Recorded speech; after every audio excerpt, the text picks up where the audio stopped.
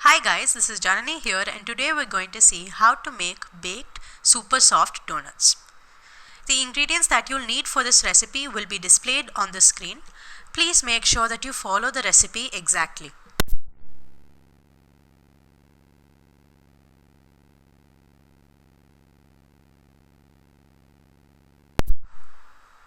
To start with, we're going to take a half a cup of milk in a bowl and to it add 6 grams of active dry yeast and 1 teaspoon of sugar.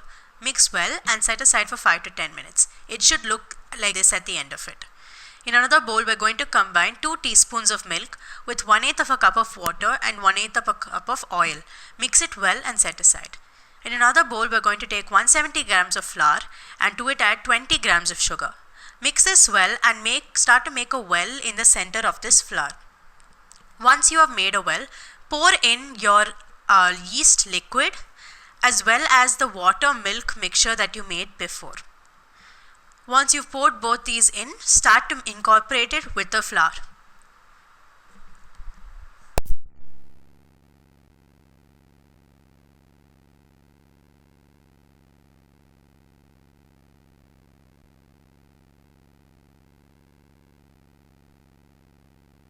Once you've incorporated all the liquid with the flour, start to gently knead the dough. It will be very difficult and sticky and hard to handle at first, but as you keep kneading, the dough will become much easier to handle. Once it has formed this rough shaggy dough, add 1 teaspoon of salt, which I have diluted with some water here, and continue to knead for another 5 to 10 minutes. Initially knead the dough in the bowl, but then after some time you can transfer this dough onto a floured surface and knead for some more time. At the end of your kneading, the dough should form a super soft, elastic and non-sticky ball. You're going to grease a bowl with olive oil and also apply some of the oil to the dough and place it inside the bowl, cover it with plastic wrap and set it aside for 1 hour to rise.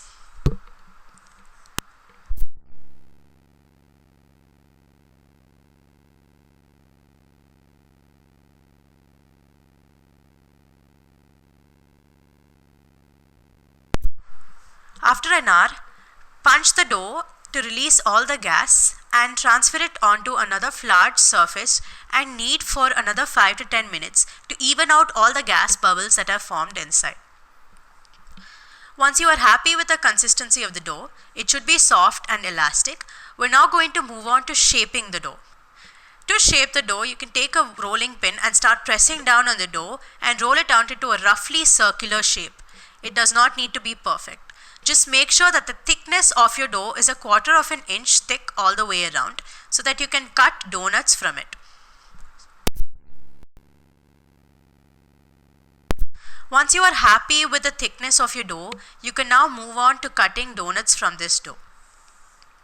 To cut the donuts, I have used a cup that is around 2.5 inches round, and to cut out the center of the dough, I have used a piping tip.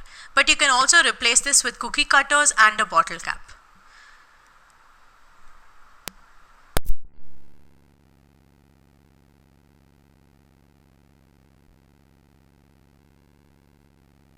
With cutting the donuts from the initial batch of dough, add all the donut bits back and start to knead again.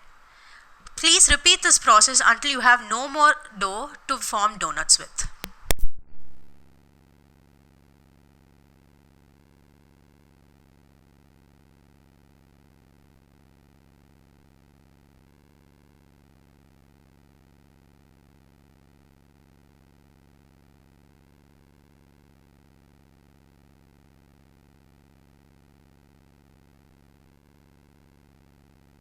Place these donuts onto a greased tin, cover them and set them aside for another 20 minutes to rise again.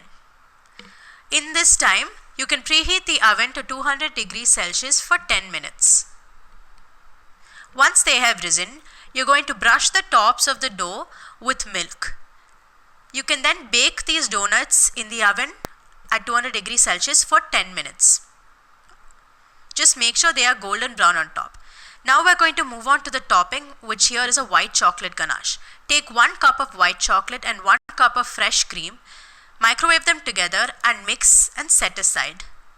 For the cinnamon sugar topping, we're going to take a 1/4 cup of sugar, either powdered or granulated sugar, and to it we're going to add 2 tablespoons of cinnamon powder. Mix this well and set it aside.